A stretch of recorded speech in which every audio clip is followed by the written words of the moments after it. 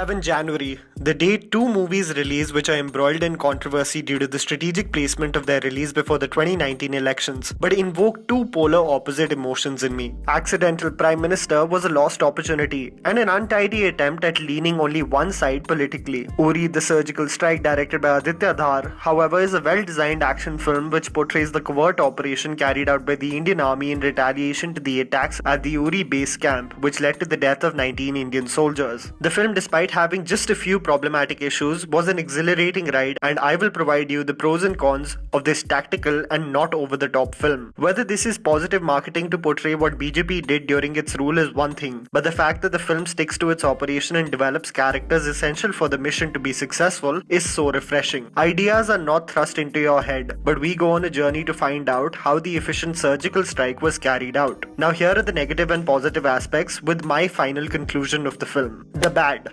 Personal angle for empathy. One of the problems that people have in the movie is that it creates an emotional arc of the soldier so that audiences can root for him every step of the way, never questioning his motives as an Indian Army soldier. I have to completely disagree with this, as the fictional story that is developed for Vihan Singh Shergill's character, played by Vicky Kaushal, is woven very well with his inclusion into the retaliation by India. One of the most celebrated war films, Laksh, that dwelled deep into Karan Shergill's life, played by Hrithik Roshan, is a movie based on the Indian Army capturing Tiger Hill in the Kargil War.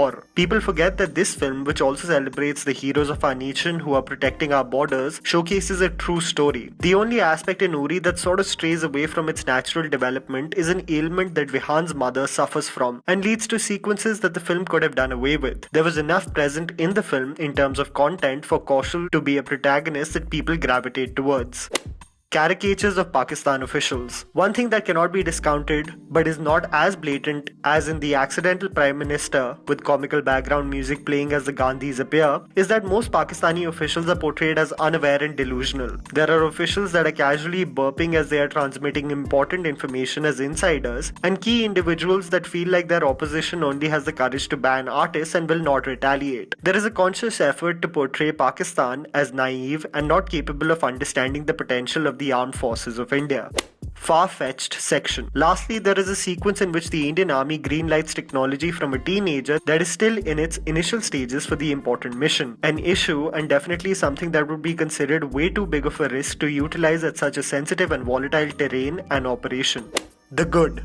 Background music. Rather than using the music in the film just as a tool to manipulate emotions, every tune is appropriate for the sequences that are showcased. Especially in the scenes of combat, the background music by Shashwat Sachdev really grasps all your attention. The tunes are not placed at every scene, which drain out the delivery of the dialogues. Aditya Dhar makes sure that the well-written dialogues get their deserved impact with audiences. However, the exhilarating music really does put you on the edge of your seats. Characters. Every character and their involvement in developing the story of the film is essential. There are no unnecessary songs, there are no side plots for comic relief, no romantic story just to appease to the masses. Every character has a purpose, and the actors portray these individuals, no matter how brief their appearance was, they left a lasting impact in the film. Yami Gautam as the raw agent Pallavi Sharma is strong and holds her ground in scenes. Kirti Kolari as the Air Force officer Sirat Kaur does as much as required for her character and is very important for the success of the mission. Paresh Rawal, basically playing Indian intelligence officer Ajit Doval, does not miss a beat. Special mention to Mohit Raina, who plays Major Karan Kashyap, who despite his brief appearance is very convincing as a loving father and a determined soldier. Action sequences. You know what would have been the biggest downfall of this film? If the action sequences were not well choreographed and designed. However, the film does not disappoint. From the ambush in URI to the well-designed surgical strike, the action scenes keep you fully engaged. Unlike many other war films that portray the army in rather silly ways back in the day, the soldiers and their demeanor does justice to the courageous and tough tasks the Indian Army does on a daily basis. The physicality and movement of the soldiers and the moments of hand-to-hand combat and cross-firing really showcase the attention to detail put by the creators. Vicky Kaushal. The man just gets stronger and stronger with every film. Kaushal as Vihan Singh Shergill is a pure soul that is determined, categorical and emotional. An individual which most young men aspire to be like when they want to join the armed forces. A man of principle and bravery. Kaushal shines as the star of the film. In emotional moments of loss, he does not skip a beat. When he addresses the soldiers and the mission at hand, his to-the-point message and tone gives you goosebumps. The man physically fits the part and just proves to you the versatility he truly possesses.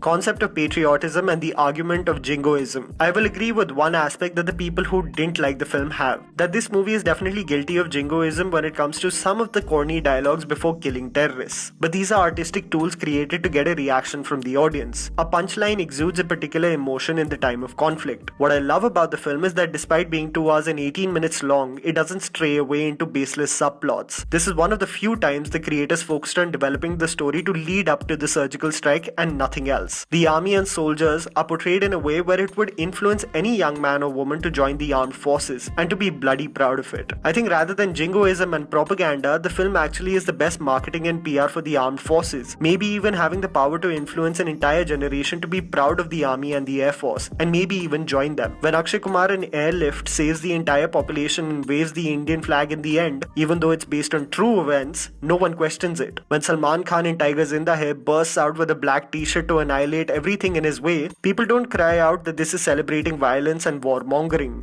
In Border, as the Indian army wins the war, Sunny Deol gives a thumbs up to Jackie Shroff, who's in a bloody plane, and no one bats an eyelid. In LOC Kargil, there are several subplots of just Indian wives moping and crying in houses, and no one bats an eyelid. But when Indian armed forces tactically infiltrate to kill militants, who only perpetuate nothing but hate and violence, and our protagonist says कि उन्हें कश्मीर चाहिए, हम उनको इनके sir देंगे, everyone loses their mind. I highly recommend you go for the film as it is well designed and evokes all types of emotions. Do not feed into the hate for the film getting propagated. It's about time Indian soldiers in films are portrayed as slick, efficient and badass. More than any agenda, it's a tribute to our brave soldiers.